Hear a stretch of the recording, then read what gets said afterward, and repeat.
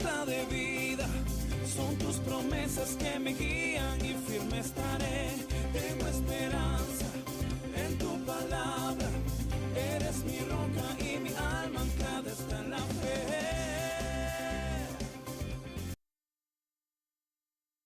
Gloria a Dios. Dios les bendiga a todos, queridos hermanos y amigos que nos acompañan en esta mañana. Sean todos bienvenidos. Si puede, saluda al que tenga cerca de la bienvenida. Saludamos a todos los que nos acompañan,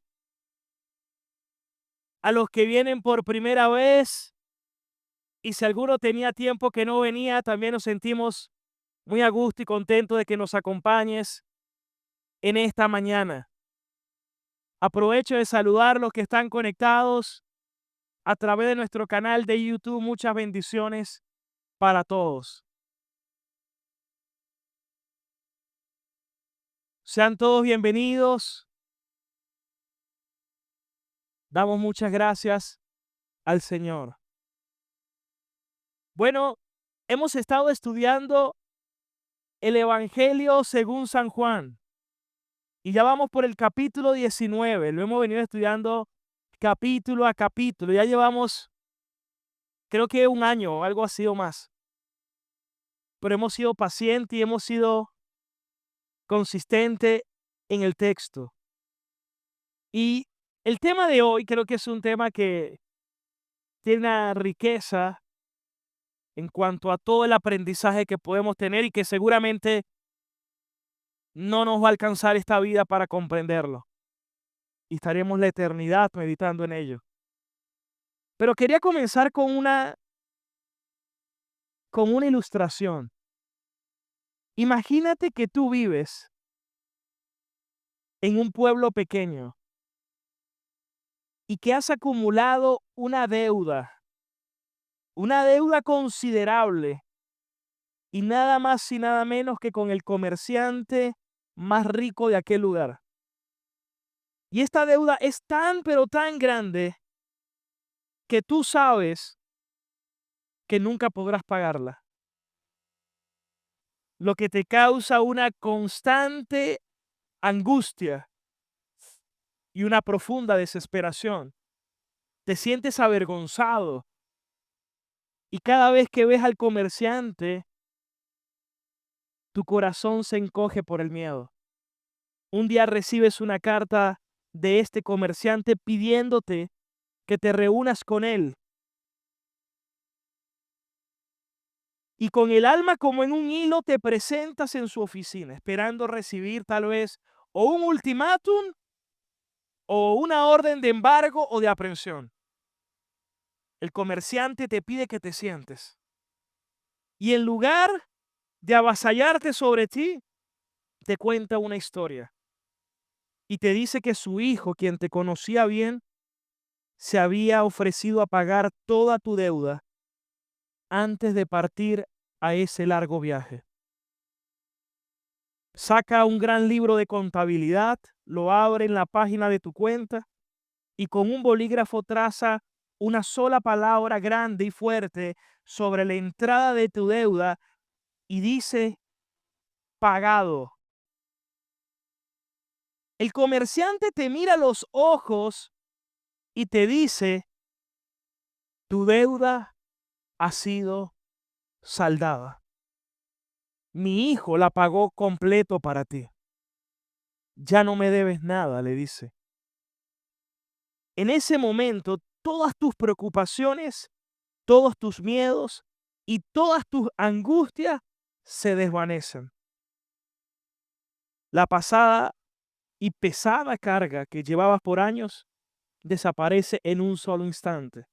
Ya no tienes que esconderte del comerciante.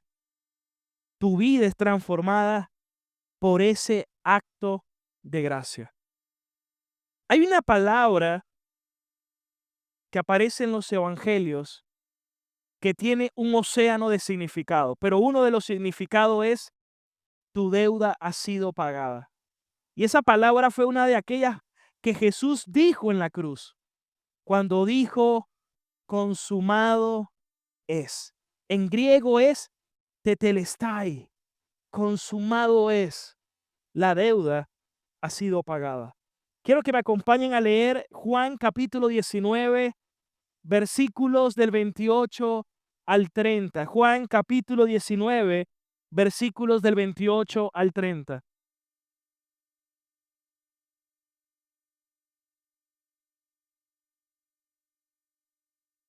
Juan 19, versículos del 28 al 30.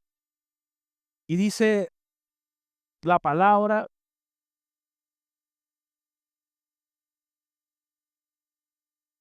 próximamente, ahí está.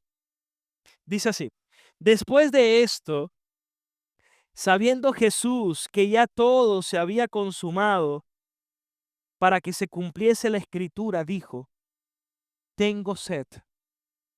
Había allí una vasija llena de vinagre. Entonces pusieron en un hisopo con una esponja empapada en vinagre y se la acercaron a la boca. Cuando Jesús recibió el vinagre, dijo: consumado es, tetelestai. Y habiendo inclinado la cabeza, entregó el espíritu. Hoy queremos compartir un mensaje en esta mañana que lleva como título, precisamente como acabamos de leer, esta frase que dice consumado es, y aparece allí su significado en griego. ¿Cuántos recuerdan las distintas frases que Jesús dijo en ese suplicio de la cruz? El Señor dijo una palabra de perdón. Él dijo: Padre, perdónalos, porque no saben lo que hacen. Pero también dijo una palabra de salvación.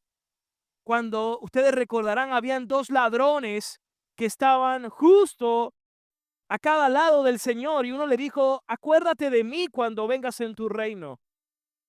De cierto te digo que hoy mismo estarás conmigo en el paraíso. Pero también dijo una palabra de amor. Cuando estando en la cruz le dijo a María: madre, he ahí tu hijo. Y le dijo a Juan, su discípulo amado: hijo, he ahí tu madre. Una palabra de angustia cuando pronunció Elí, Elí, lama sabactani, que significa Padre, Padre, ¿por qué me has abandonado? Y ahí está citando al salmista David, quien proféticamente lo había mencionado en el Salmo 22. Una palabra de sufrimiento o necesidad cuando dijo: tengo sed. Pero también una palabra de triunfo, porque eso es lo que significa consumado es, tetelestai. Una palabra de seguridad cuando me dijo: en tus manos encomiendo mi espíritu. Escuchen esto, no hay una forma de obtener perdón de Dios si no es por la obra redentora de nuestro Señor Jesucristo. Ustedes recordarán parte de lo que ha sido los 2000 años de la iglesia. Y a partir del siglo V, cuando Constantino, en Constantinopla, oficializa el cristianismo como la religión oficial, pasó 1000 años de oscurantismo. 1000 años, hay que ver 1000 años. Porque si yo le digo, ¿hace cuánto llegó Colón a América? Piensa, ¿desde cuándo llegó Colón a América? 1492. Y de 1492 hasta nuestros días, unos 600 años. Bueno, piensa 1000 años de oscurantismo, donde la iglesia apostató, donde la iglesia entró en un estado de apostasía y se levantaron los distintos hombres en distintas épocas, los prerreformadores y luego los reformadores. ¿Y qué buscaron defender ellos? ¿Cuál fue esa causa instrumental o cuál fue la verdadera pelea de la reforma? En ese momento la Iglesia Católica romana vendía indulgencias. Estaban financiando la Basílica de San Pedro en Roma. Estaban construyendo, necesitaban finanzas. Bueno, vendamos indulgencias. Uno de aquellos carismáticos vendedores, Thomas Hensel, decía: tan pronto la moneda caiga en el fondo de la cántara, un alma sale del purgatorio al cielo. En otras palabras, vengan, compren sus indulgencias, reciban sus perdón, el perdón de sus pecados. Y usted dice, qué locura, ¿verdad? Pero déjeme decirle que hoy en día nuestra realidad no dista mucho. Porque hoy en día usted escucha falsos predicadores que te hablan de pactos, de portales, que te hablan de mantos, que te hablan, yo no sé, cada vez inventan unos términos más raros de que si tú no tienes su cobertura, tú no puedes ser bendecido, como que si la bendición dependiera hegemónicamente de un hombre. Eso es lo que vemos hoy en día. Y muchos son falsos pastores que se disfrazan de ovejas. Tienen un pico de oro, saben atraer multitudes, pero presentan un evangelio donde todos entran, tan ancho que va hacia la perdición.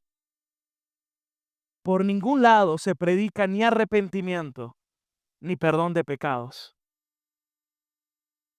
Hermanos, por eso la Biblia habla de que muchos son los llamados y que pocos son los escogidos. Que ancho es el camino que lleva a la perdición.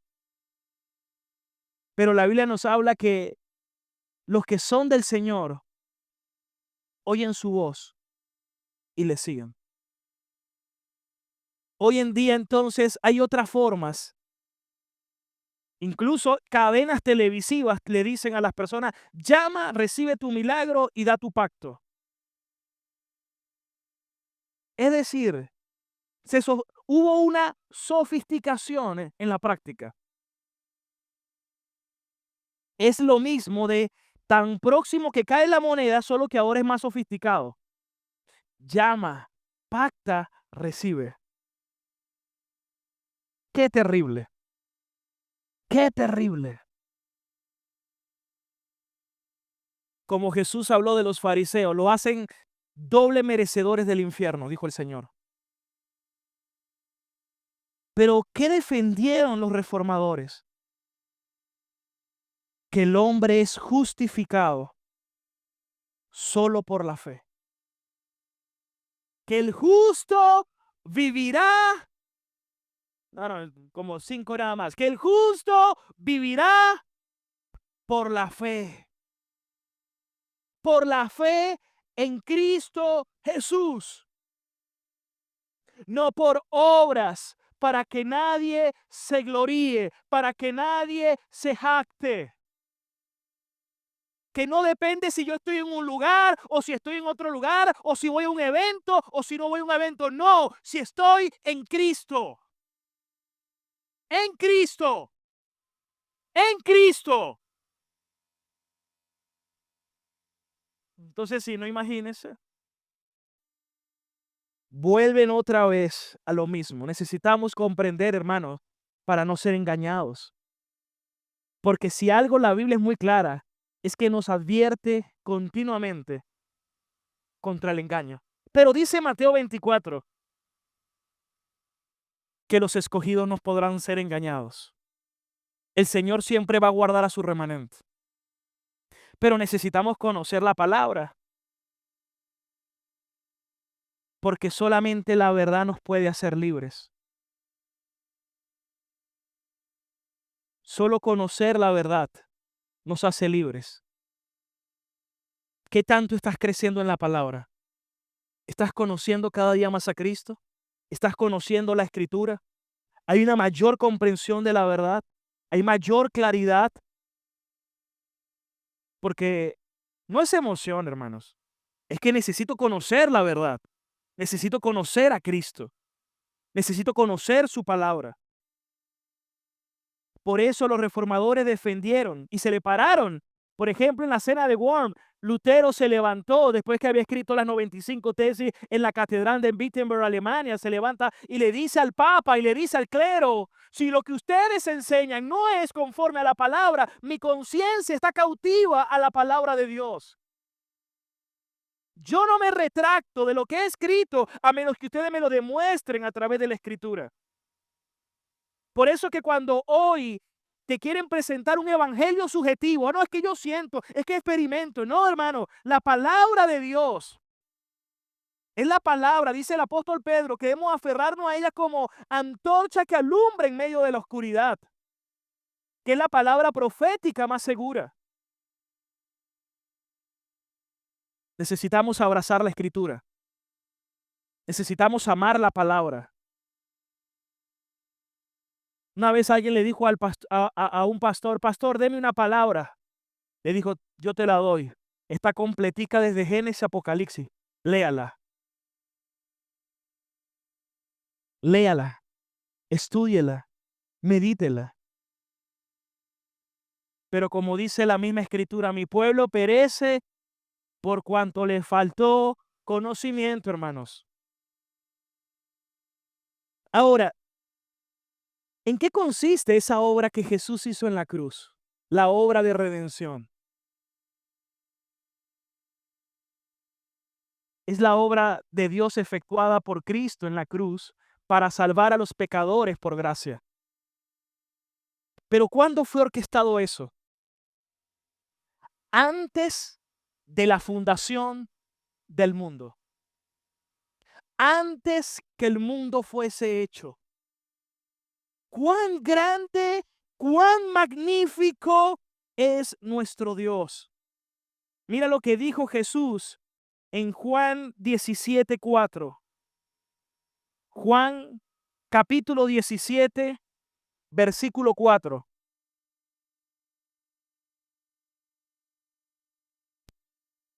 Juan 17:4. Yo te he glorificado en la tierra, Padre. He acabado la obra que me diste que hiciese. ¿Cuál obra? Vamos a ver Hechos capítulo 2, versículo 23. Hechos capítulo 2, versículo 23. Todos atentos. Hechos 2, 23. Dice: a este, refiriéndose a Jesús, que fue entregado, ¿por qué dice allí? Por el determinado consejo y anticipado conocimiento de Dios.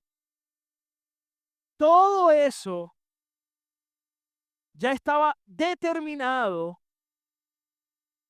por el consejo y el conocimiento de nuestro Dios. Ya los profetas lo habían anunciado. Todo estaba escrito. Eso nos dice algo. Nuestro Dios es el autor de la historia. Nuestro Dios es el que gobierna todo el curso de la historia. ¿Qué le dijo Dios a Abraham, por ejemplo? Que iba a llevar a su descendencia 430 años a Egipto.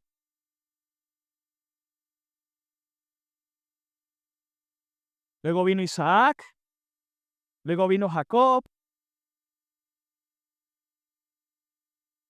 Dios levanta a José, es llevado a Egipto, lo vendieron sus hermanos. Ya va, escuchen esto. ¿Quiénes vendieron a José? Sus propios hermanos.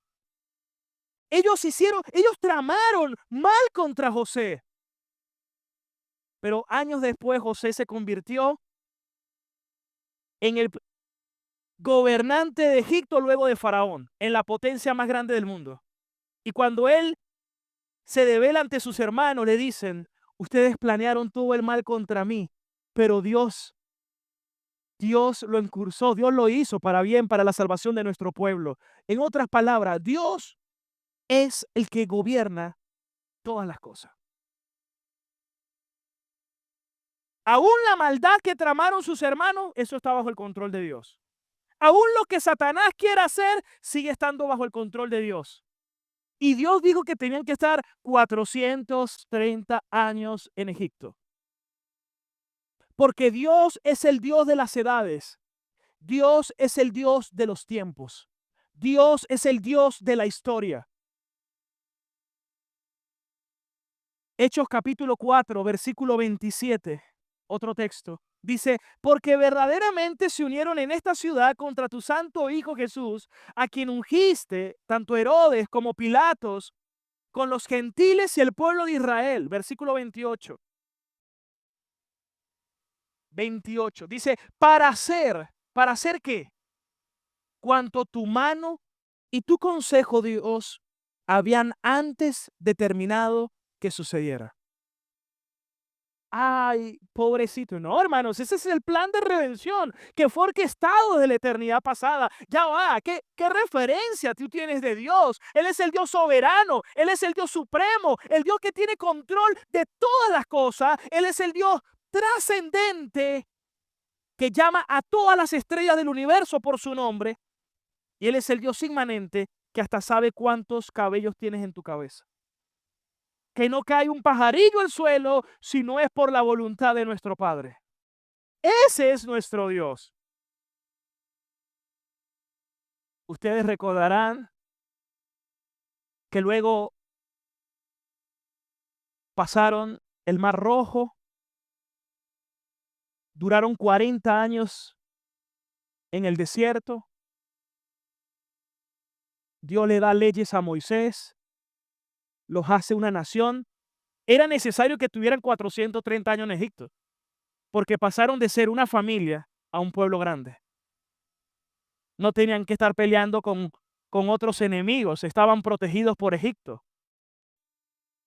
Es más, ¿de dónde salió Moisés?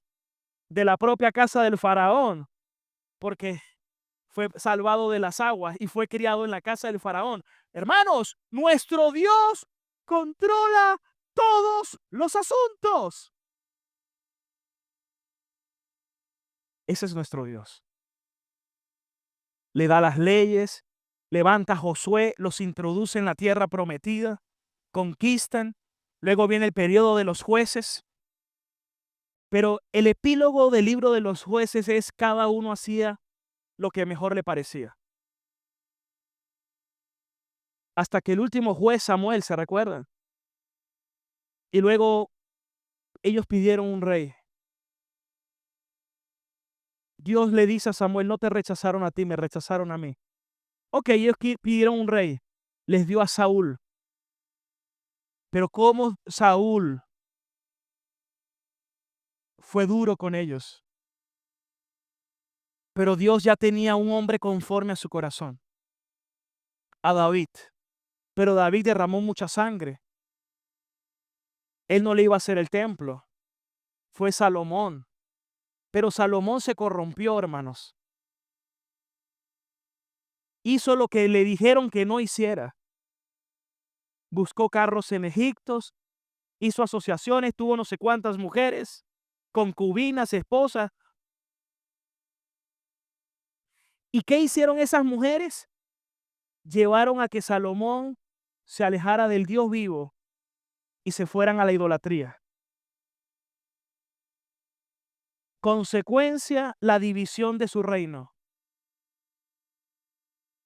Y luego que parte Salomón, que viene Roboam y asume su reinado, se divide las tribus, reino del norte y reino del sur, que eso usted lo ve en los libros de Reyes y Crónicas. Ahora la nación está dividida en dos. Y el reino del norte, quien estaba siendo reinado por Jeroboam primero, vemos que luego en el año 722 a.C. los asirios se los llevaron cautivos. Y a Judá, por cuanto también había faltado al pacto con Dios, fue llevado cautivo por los babilonios. Todo bajo el control y el gobierno de Dios. Es más, le dice en Babilonia, oren por la paz de la nación. Hagan casas, cásense, porque van a durar 70 años aquí. Porque Dios es el Dios de la historia. Él es el autor de todas las cosas. Él es quien tiene el control. Nada se escapa de su mano. Es una actitud de soberbia y de tontería del ser humano decir hasta cuándo. Cuando nuestro Dios siempre tiene todo el control. Por eso a Él sea la gloria y la honra por los siglos de los siglos. ¡Aleluya!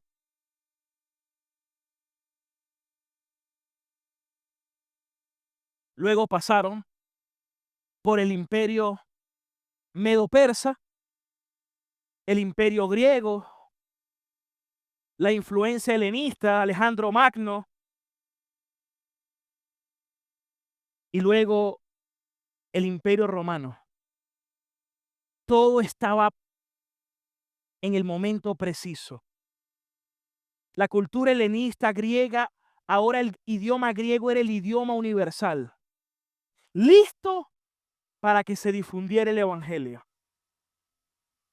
La paz romana, como que una tranquilidad por el dominio romano, y habían preparado las calles. Era como que asfaltaron las calles de la época que podía extenderse a todos lados por el imperio romano. Todo eso era necesario porque se iba a difundir el evangelio. Y por eso Gálatas capítulo 4, miren lo que dice el apóstol Pablo, Gálatas 4:4. Dice, pero cuando vino, Gálatas capítulo 4, versículo 4. Gálatas 4, verso 4.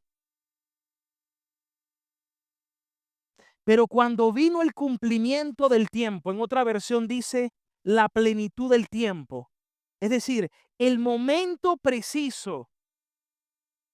No es un momento cronológico cualquiera. En el momento perfecto, Dios envió a su Hijo, nacido de mujer y nacido bajo la ley. Hermanos, vino en el momento preciso, en el momento perfecto. Se sometió a la ley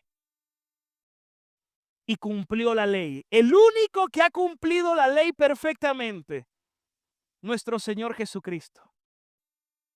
Y justo después que la cumplió completamente, Él dijo, mi hora ha llegado.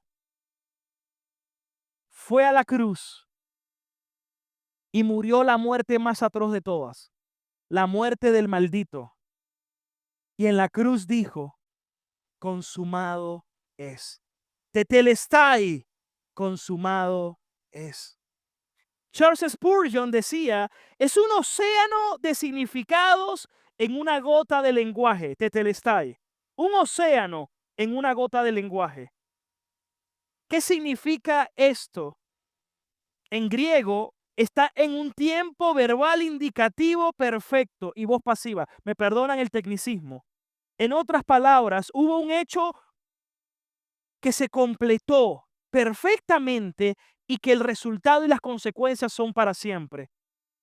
Y que Cristo lo hizo por mí. Tiene un significado tan profundo que va más allá de la simple finalización. Indica que la obra de redención, la salvación de la humanidad ha sido completada. Jesús, el Cordero de Dios que quita el pecado del mundo, se ha entregado, ha sido sacrificado, ha sido inmolado para nuestra salvación. En la Biblia King James o en inglés es "It's finished", se ha culminado o ha terminado. Un artista cuando pintaba en aquella época, un escultor, terminaban la obra, decían tetelestai. Cuando el sacerdote inspeccionaba el cordero que se iba a sacrificar en la Pascua y estaba perfecto, decía tetelestai. Y cuando alguien pagaba completamente una deuda y quedaba absuelto, le decían tetelestai. Hermanos, todo apunta a Cristo. Todo apunta a la obra salvífica de Jesús. Pero yo les quiero hacer varias preguntas hoy. Quiero que meditemos en varias cosas. ¿Por qué Jesús se hizo hombre? ¿Por qué tuvo que hacerse hombre y venir y morir? ¿Por qué tuvo que ser algo tan radical? Porque el pecado que cometimos y la caída de Adán fue también radical. Es más, esto es tan importante lo que les estoy diciendo, que la traición de Adán fue una traición cósmica. Cósmica. Afectó todo el universo. Tanto así que hoy los científicos coinciden que el universo envejece. Que el universo pierde energía. Primera ley de la termodinámica. Todo va hacia la destrucción. Y eso está escrito. Mira lo que dice Hebreos capítulo 1, versículo 10. Todo va hacia la destrucción. La tierra sufrió. Por eso escrito está que la tierra sufre por la manifestación de los hijos del Señor. Tú, oh Señor, en el principio fundaste la tierra y los cielos son obras de tus manos. Versículo 11. Ellos perecerán. ¿Qué perecerán? El universo, los cielos, la tierra. Todos ellos se envejecerán como una vestidura, pero solamente Dios permanecerá para siempre. Y todos los que estemos unidos con Él. ¿Cuánto le dan la gloria a nuestro buen Dios?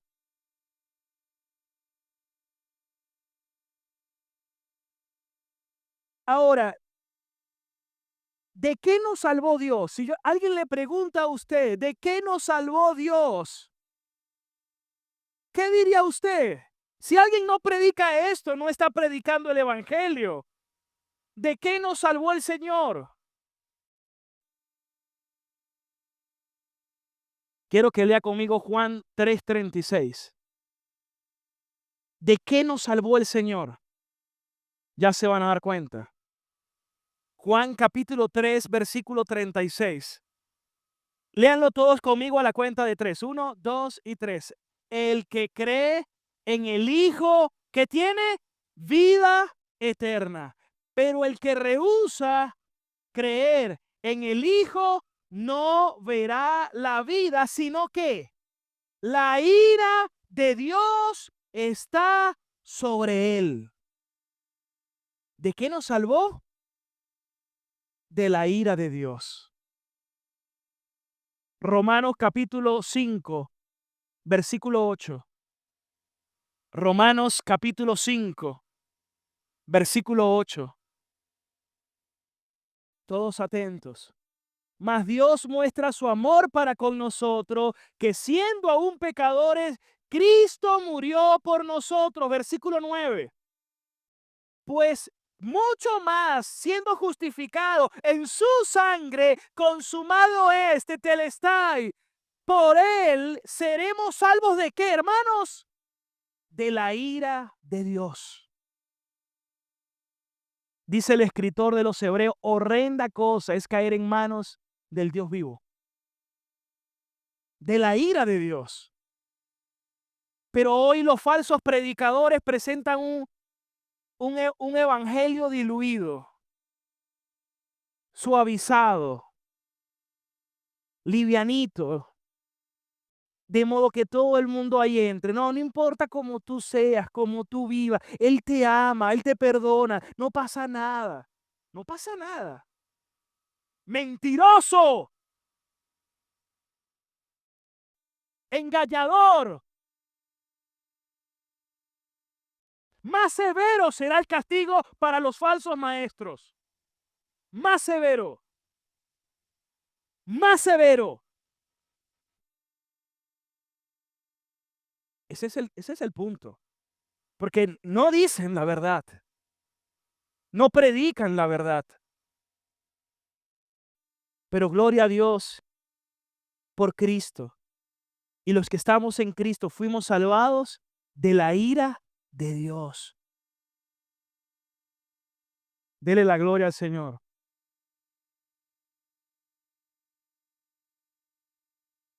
Ahora, yo les quiero hacer una pregunta. ¿Qué provocó tanta ira de Dios? ¿Por qué Dios está tan airado? Salmo 7:11, vamos a leerlo.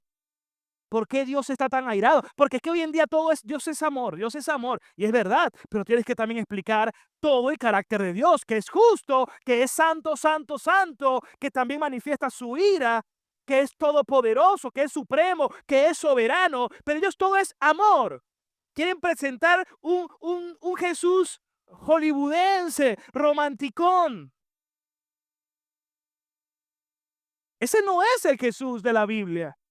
Ese es un ídolo que hace Hollywood.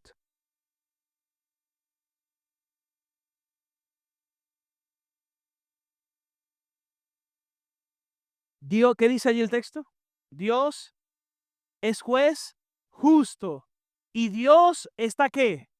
Airado contra el impío todos los días.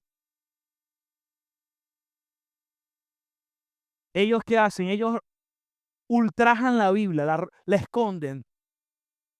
Así como por muchos siglos la Biblia no se predicaba. Es más, la Iglesia Católica Romana enseñaba que si tú estudiabas la Biblia, no era posible. Era condenable, que solamente ellos autorizaban quienes la podían leer, imagínate.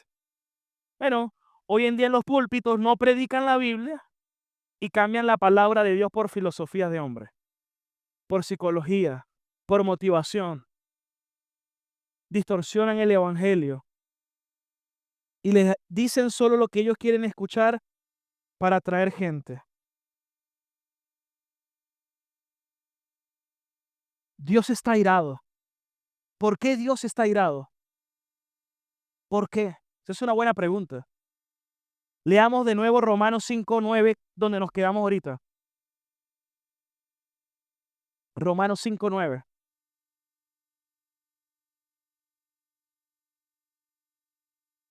Pues mucho más ya estando justificados en su sangre, por él seremos salvos ¿de qué?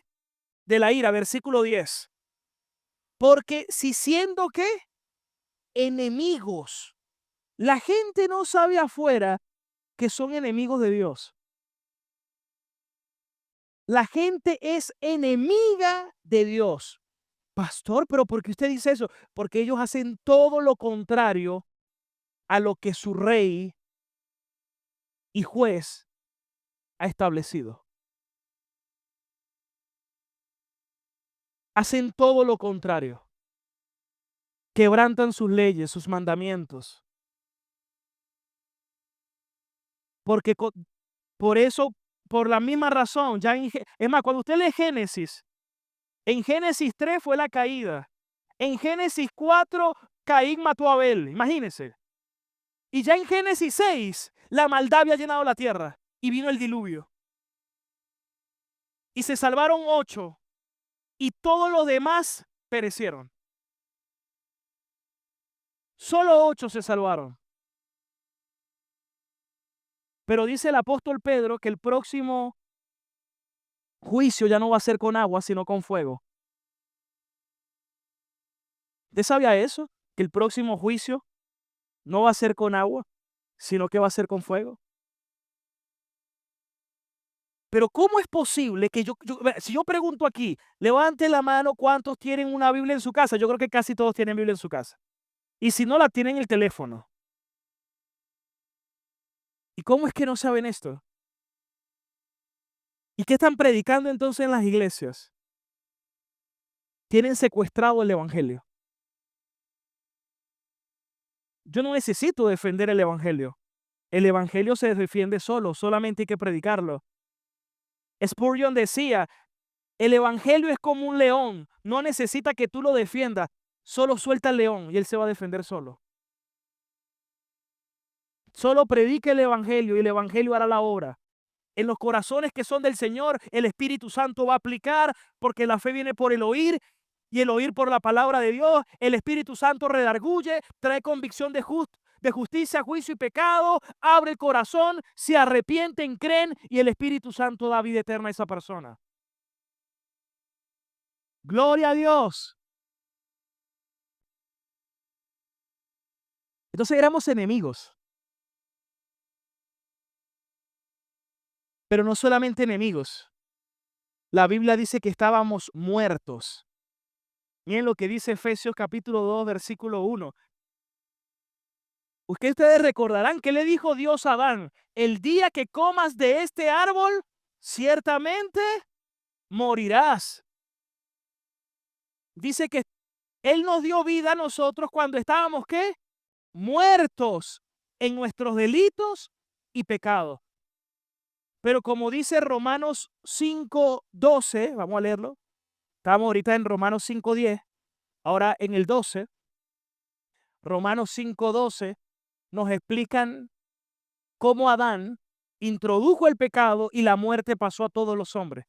Romanos capítulo 5, versículo 12. Por tanto, como el pecado entró en el mundo por un hombre, y por el pecado la muerte pasó a todos los hombres por cuantos todos pecaron. Y que hoy lo vemos porque el hombre está esclavizado por el pecado. Todos los días hay una tendencia de tu corazón a pecar. Tú sabes que la pornografía es pecado y sigues practicando la pornografía muchas veces. Luchas contra la pornografía, luchas contra la fornicación, luchas contra la mentira, luchas contra la idolatría, luchas contra el engaño, la envidia, todo tipo de pecado, hermanos. Porque esa es la inclinación del corazón. ¿Qué dice la Escritura? Miren lo que dice Gálatas 3:10. El apóstol, y ojo, Pablo está citando en Gálatas Deuteronomio. Porque todos los que dependen de las obras de la ley están bajo ¿qué? Maldición. Pues está escrito, porque está citando Deuteronomio: maldito el que no cumpla todas las cosas escritas en el libro de la ley. Es decir, que si alguien no las cumple todas, es maldito. Pero mira lo que dice Santiago 2:10. El apóstol Santiago, quien era hermano también de nuestro Señor Jesucristo. Santiago capítulo 2, versículo 10. Porque cualquiera que guardare toda la ley, pero que ofenda a Dios en un solo punto, se hizo transgresor de toda la ley. Hermanos, la gente no sabe que es enemiga de Dios, que está muerta y que son malditos. Y que la ira de Dios está sobre ellos. Es decir, que cuando te decían Dios te ama y tiene un gran propósito para ti, no le estaba predicando bien el evangelio.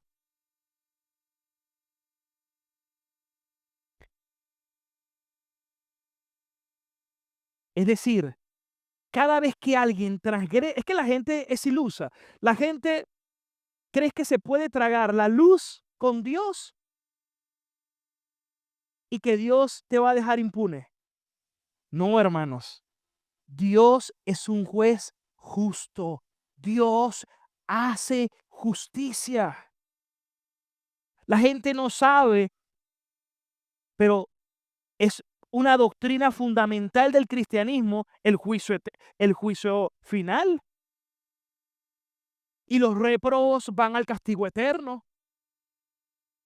Y es eterno porque ofendieron a la gloria del Dios eterno. Por eso el infierno es eterno. Ahora escuche esto. ¿Cuánta deuda acumulada teníamos? ¿Y cuánta maldición acumulada teníamos? Pero vino Cristo, nacido de mujer y nacido bajo la ley, cumplió la ley perfectamente. Él dijo: yo he venido a cumplirla. Y en el momento justo en la plenitud de los tiempos, se ofreció. Era la Pascua, donde miles de corderos eran traídos a Jerusalén para el sacrificio. Y no sabían que delante de ellos estaba nada más y nada menos que el Cordero de Dios que quitaba verdaderamente el pecado del mundo. Y no solamente eso, miren lo que dice Gálatas 3:13. ¿Qué hizo Jesús por nosotros? ¿Qué hizo Jesús por nosotros? Cristo nos redimió. ¿Nos redimió de qué? ¿De la maldición de qué?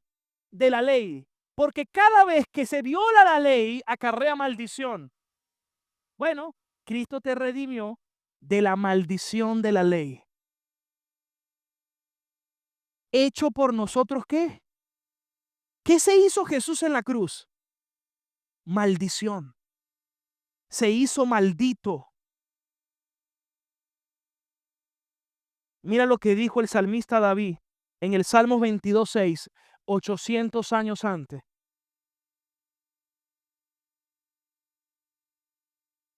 Perdón, 1000 años antes, lo dijo David, 1000 años antes.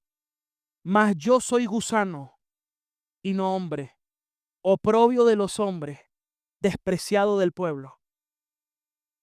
Esa fue una palabra profética de David, pero cumplido en Cristo en la cruz. ¿Por qué un gusano? Porque un gusano es como una larva, una oruga, un insecto. Es una imagen de bajeza e indignidad. A eso se sometió Cristo por nosotros. Mira lo que dice Isaías 1:6. Isaías sí lo dijo 800 años antes de Cristo. Desde la planta del pie hasta la cabeza no hay en él cosa sana, sino herida, hinchazón y podrida llaga que no están curadas, ni vendadas, ni suavizadas con aceite. Mira lo que dice Isaías 53:3. Isaías 53:3. Despreciado y desechado entre los hombres, varón de dolores, como experimentado en quebranto, y escondimos de él el rostro, fue menospreciado y no lo estimamos. Él se hizo maldición. Varón de dolores, experimentado en quebranto. Dios mismo lo quebrantó.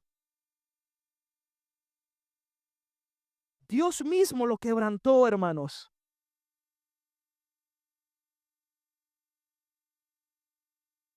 Porque era necesario que Él pagara la deuda. Dios es un Dios justo. Dios no va a dejar suelto a nadie si no paga la deuda. Y si nos venía a liberar, si nos iba a redimir, si nos iba a rescatar de la esclavitud, tenía que pagar el justo precio. Y justo allí, cuando Él paga por ti, por mí, dijo: Tetelestai, consumado es, la deuda ha sido pagada, la deuda ha sido cancelada, ya no hay maldición contra ti, ya ahora ha sido perdonado, justificado en Cristo Jesús. Gloria a Dios, Cristo vive.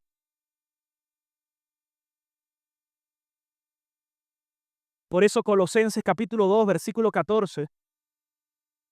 ¿Qué pasó con Satanás, por ejemplo? Colosenses capítulo 2, versículo 14. Todos atentos, anulando el acta de los decretos que había en contra de nosotros. Porque una de las cosas que hace Satanás, o que hacía Satanás, es acusar. Por eso es que en Zacarías 3, vamos a leer, ya continúo con este. En Zacarías 3, 1, aparece Satanás acusando al sumo sacerdote Josué, diciendo que tenía ropas viles. Es decir, que tenía pecados. Me mostró el sumo sacerdote Josué, el cual estaba delante del ángel de Jehová, que es una cristofanía, es una aparición de Cristo en el Antiguo Testamento. Cristo es el ángel de Jehová del Antiguo Testamento. Y Satanás estaba en su mano derecha, ¿para qué dice allí? Para acusarle. Y estaba allí el ángel del Señor. Versículo 2. Y Jehová dijo a Satanás, Jehová te reprenda, oh Satanás.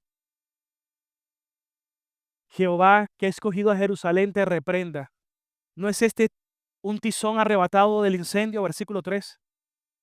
Y Josué estaba vestido de vestiduras viles y estaba delante del ángel. Pero ¿sabes qué ocurrió en la cruz? El Señor precisamente vino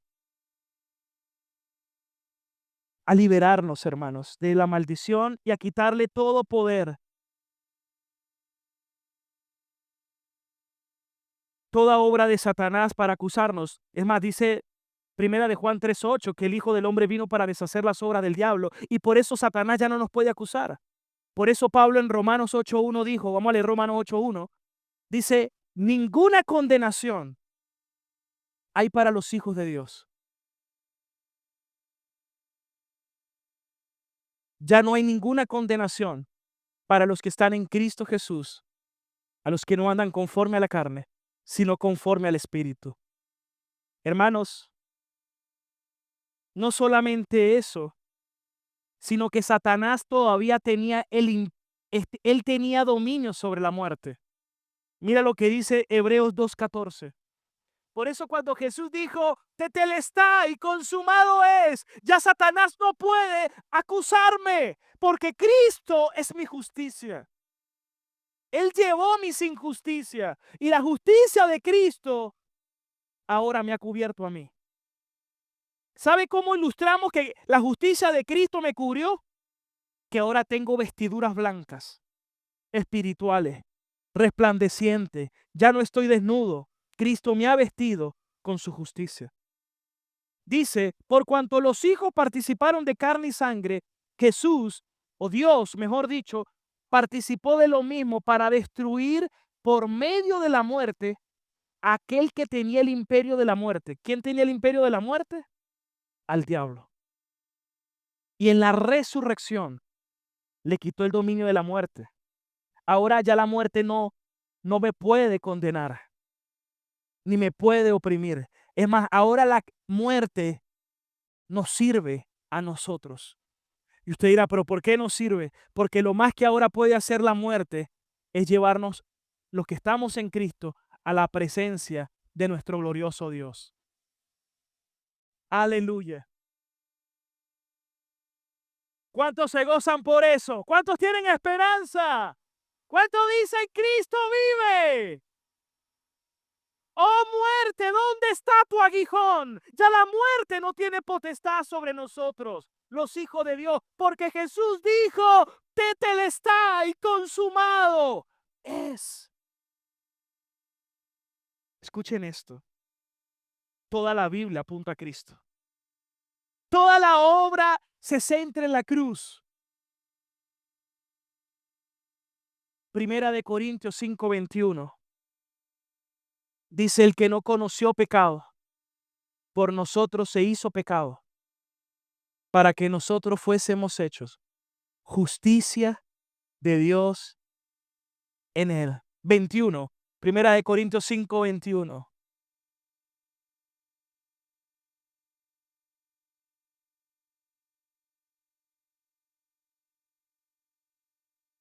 O fue que me equivoqué de cita, puede ser también, ¿no? O no sé si era segunda de Corintios 5:21. Acuérdense que también muchas de las citas no las tenía escritas. Era segunda de Corintios 5:21, correcto. El que no conoció pecados, por nosotros lo hizo pecado. ¿Para qué? Para que nosotros fuésemos hechos ¿qué? Justicia de Dios en él. Ahora puedo disfrutar de mi comunión con Dios, porque una vez que soy justificado, Él me da ahora su Espíritu Santo, me da un nuevo corazón de carne y me da su Espíritu Santo para que ahora yo ande en sus mandamientos. Al que el Señor salva, también lo santifica con el Espíritu Santo. Porque Él es el que produce en nosotros el querer como el hacer por su buena voluntad. porque el que comenzó la obra en nosotros, él mismo la va a perfeccionar. ¿A qué se está refiriendo? A que seamos conforme a la imagen de Cristo. Efesios 2:8 dice, ustedes son salvos por gracia, mediante la fe. Y esto es un don de Dios, no por obras, para que nadie se gloríe. Ustedes son salvos mediante la fe. Y esta no es de ustedes, es un don. Versículo 9. Para que nadie se gloríe. Versículo 10. Y somos hechuras suyas, creados en Cristo Jesús. ¿Para qué? Para buenas obras, las cuales Él preparó de antemano para que anduviésemos en ellas. Hermanos, Jesús dijo, ustedes escudriñan las Escrituras y las Escrituras hablan de mí. Moisés habló de mí. David habló de mí. Todos los profetas hablaron fue de mí, dijo Jesús. Y ustedes no quieren venir a mí para que yo lo sabe, le dijo a los fariseos. Toda la Biblia habla de mí. Es más, él dijo, Abraham me vio y se gozó. Antes de Abraham, yo soy. Yo soy.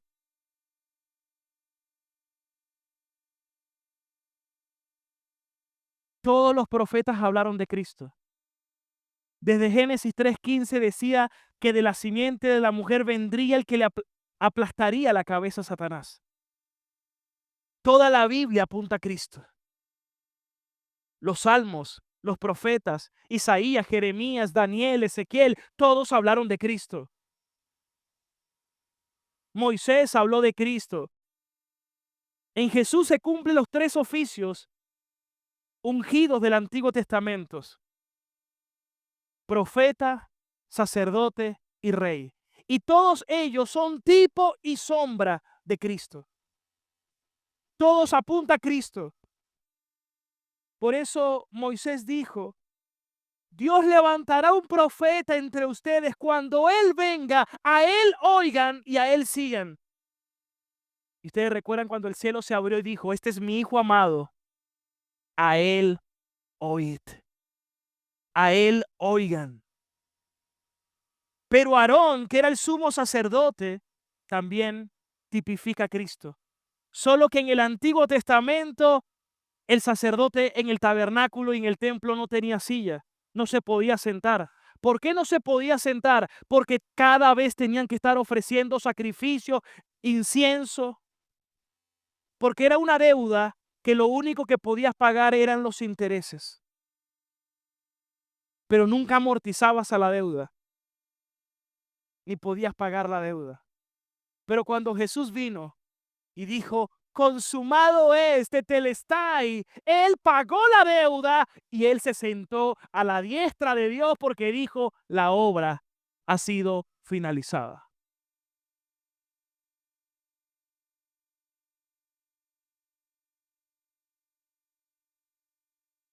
Quiero culminar con Hebreos 8:7. Hice un resumen porque es más larga la prédica,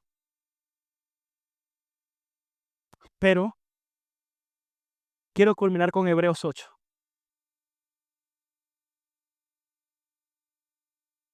Cuando usted lee la Biblia, présteme una Biblia. La Biblia está dividida en dos partes. ¿Cuántos saben cuáles son las dos partes? Antiguo Testamento y Nuevo Testamento. Porque me habla del antiguo pacto y del nuevo pacto. El antiguo pacto, cuyo mediador es Moisés, el pacto sinaítico, donde Moisés roció sangre. El antiguo pacto, y están las 613 leyes del pueblo judío. Pero Jesús en la cena del Señor anunció el cumplimiento del nuevo pacto, que ya había sido profetizado por los profetas. Él dijo, esto es el cuerpo que por ustedes es entregado. Este es mi cuerpo, o esto es mi cuerpo, y esta es mi sangre, sangre del nuevo pacto. que por ustedes es derramado. Entonces vemos cómo en la Biblia hay dos pactos. Pero realmente cuando comienza el nuevo pacto en la cruz, cuando Jesús dijo, tetelestai, consumado es. Normalmente aparece en los evangelios como el Nuevo Testamento, pero realmente fue en la cruz cuando inicia el nuevo pacto. Ahora, mira lo que dice el escritor de Hebreos. Si aquel primer pacto hubiese sido sin defecto, no hubiera necesidad del segundo pacto. Versículo 8. Versículo 8. Porque reprendiéndolo dice, he aquí vienen días, dice el Señor, en que estableceré con la casa de Israel y con la casa de Judá un nuevo pacto. Versículo 9. No como el que yo hice con sus padres cuando los saqué de Egipto, porque ellos no permanecieron en mi pacto y por eso yo me desentendí de ellos. Versículo 10. Por lo cual este es el pacto que haré con la casa de Israel después de aquellos días, dice el Señor. Pondré mis leyes en su mente y sobre su corazón las escribiré, y yo seré a ellos por Dios y ellos me serán por pueblo. Versículo 11. Y ninguno enseñará a su prójimo, porque el Espíritu Santo es el que dará el conocimiento. Conoce el Señor, todos me conocerán, desde el menor hasta el mayor. Versículo 12. Porque seré propicio a sus injusticias y nunca me acordaré de sus pecados y de sus iniquidades. Versículo 13. Y al decir nuevo pacto, ha dado por viejo ¿al qué? Al primero. Y lo que se da por viejo ya envejeció y está próximo a desaparecer. Es decir, quedó obsoleto. Por eso las fiestas judías ya tuvieron su cumplimiento en Jesús. Ellas eran sombra de lo que había de venir. Los rituales apuntaban a Cristo. Todas esas purificaciones, sacrificios, ya Cristo con un solo sacrificio hizo perfecto a todos los santificados. Ya no tenemos que estar preguntándonos si podemos comer cochino o no, porque la dieta kosher era para el antiguo pacto, para Israel étnico, no para nosotros. Por eso Colosenses 2:14 o 2:13, Colosenses 2:15, el 15, 2 versículos después. Cuando dice que los exhibió públicamente triunfando en la cruz. Ahora sigamos leyendo, 16. 16. Por tanto, ya nadie los debe juzgar por comida. ¿Puedo comer cochino? ¿Puedo comer? Sí, hermano, puede comerlo si quiere. Mientras la Biblia dice que lo santifique en acción de gracia, puedes comer cochino, puedes comer chorizo si quiere. ¿Y por qué se están riendo? No. Que nadie ya lo juzgue por comida o bebida, ni por días de fiesta, luna o reposo. Los adventistas se quedaron en el sábado y le dan más importancia al sábado que a Cristo. No, hermano, que ya nadie lo juzgue, ya eso es cuestión de libertad de conciencia. Y yo no puedo ser acusado por conciencia ajena. Versículo 17. Porque todo eso era ¿qué? Sombra de lo que había de venir, y ya Cristo vino y el cuerpo es del Señor. Toda la gloria sea para el Rey de Reyes. ¡Aleluya! ¡Cristo vive! ¡Consumado es! ¡Tetelestai! ¡Tetelestai! ¡Vamos, denle la gloria al Rey de Reyes! ¡Hemos vencido con Cristo! Ya no hay condenación para los que estamos en Cristo. Ya no estoy sujeto a la maldición de la ley. Ya no soy del antiguo pacto, soy de un pacto nuevo, mejor, con promesas mayores. Ya el Satanás no puede acusarme, ni tiene potestad sobre la muerte. Todas las riquezas inescrutables que tenemos en Cristo, todas las promesas son en Él sí y en Él amén. ¿Qué significa eso? Que todas mis bendiciones están cuando tengo a Cristo. Vamos a estar de pie. Ancla de vida, son tus promesas que me guían y firme estaré.